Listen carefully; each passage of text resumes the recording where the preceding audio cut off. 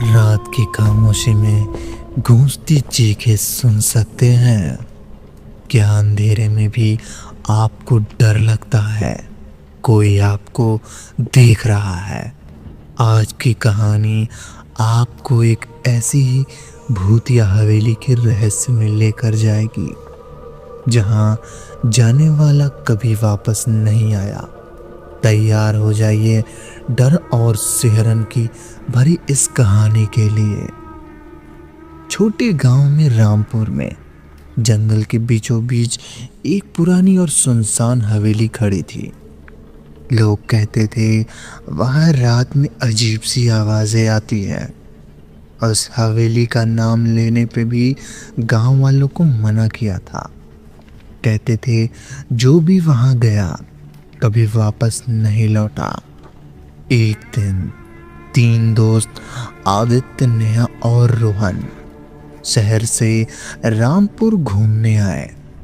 वे गांव वालों की डरावनी कहानियों को मजाक समझते थे। आदित्य ने कहा, डरने की कोई बात नहीं, ये सब पुराने ज़माने की बेवकूफ़ी है। आज रात हवेली में चलकर देखते हैं। रात के 12 बजे तीनों ने टॉर्च और कैमरा लेकर हवेली जाने की ठानी। हवेली के गेट पर पहुंचते ही ठंडी हवा का झोंका उनके शरीर में सिहरन पैदा कर गया। गेट का जंग हुआ था, लेकिन उनके धक्का देने पर खुल गया।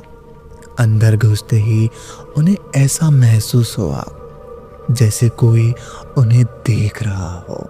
हॉल में चारों तरफ धूल जमी थी। दीवारों पर अजीब सी आकृतियां बनी हुई थी। नेहा ने कहा, ये जगह अजीब है, हमें वापस चलना चाहिए। लेकिन आदित्य और रोहन ने उसकी बात अनसुनी कर दी। जैसे ही वे सीढ़ियों से ऊपर चढ़े, उन्हें एक कमरे में किसी औरत की रोने की आवाज़ आई।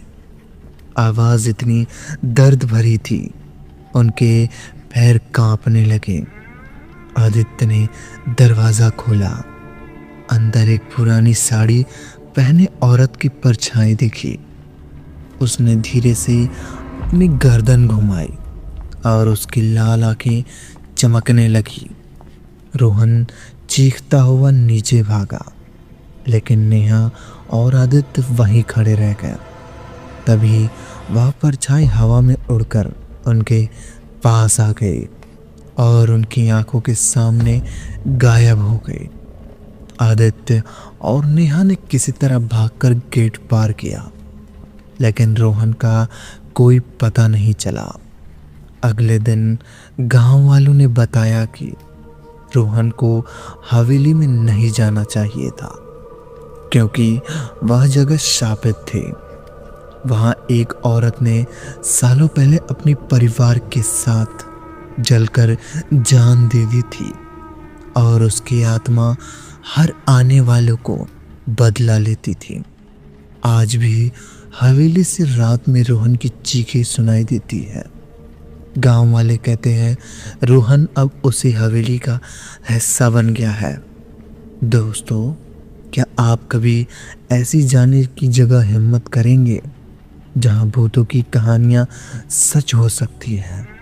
याद रखिए, हर जगह की अपनी एक कहानी होती है और कुछ कहानियां कभी ख़त्म नहीं होती।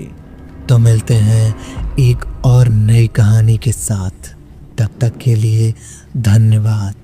अगर कहानी पसंद आया हो तो वीडियो को लाइक और चैनल को सब्सक्राइब कर दो, ताकि हमारी आने वाली कहानियाँ सबसे पहले आप तक पहुँचे। धन्यवाद।